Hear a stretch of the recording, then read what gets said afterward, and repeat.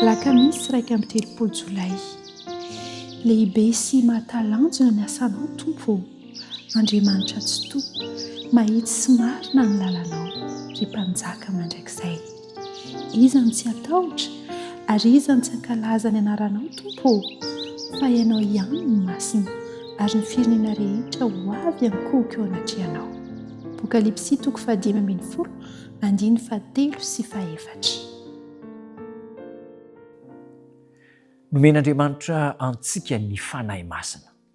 Rehefa andeha hiakatra any an-danitra Kristy dia niteny tamin'ny mpianany izy hoe tsy ho avy aminareo mihitsy ny mpananatra raha tsy mandeha, fa rehefa lasa dia irako aminareo ny mpananatra dia ny fanahy masina, izy hitarika anareo amin'ny marina rehetra ary hiasa ho an'Andriamanitra.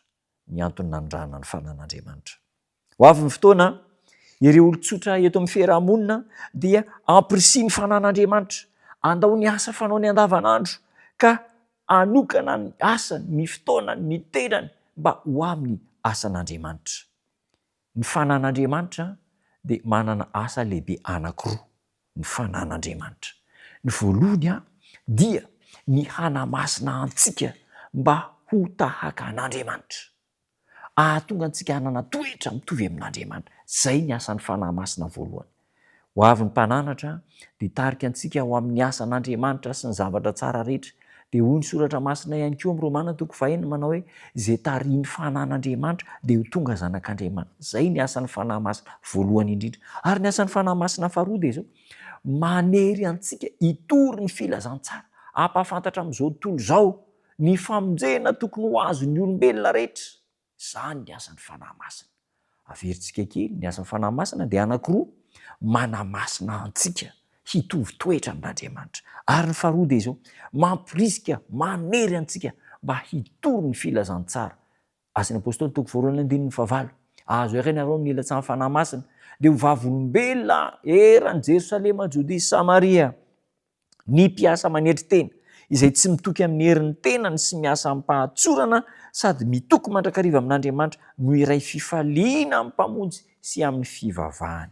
Hoy ny andalan'ny teny androany, Apokalipsy 5:1-4.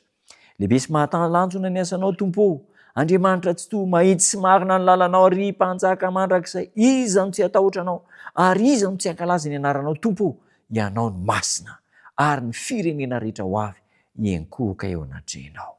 Meteza ampiasain'ny fanahy masina. Aoka tsy isika no ampiasa ny fanahy masina, fa ny fanahy masina no ampiasa antsika araka ny sitrapon'Andriamanitra. Hivavaka isika. Misaotra Tompo tsara, lehibe ny afatra.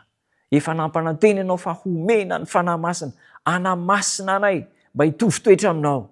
Nampananteny ianao fa homena ny fanahy masina, aneranay hitory ny filazantsara. Fa indraindray izay manosy botanana ny fanahy masina. Tsy mety handray ny fanahy masina. Mifona zay Jesosy io. Ary ny fanapahan-kevitra androany, voaina midanadana ny foa mampanasy ny saina, handray ny fanahy masina ka hivelona araka ny sitraponao, hitory ny filazantsaranao.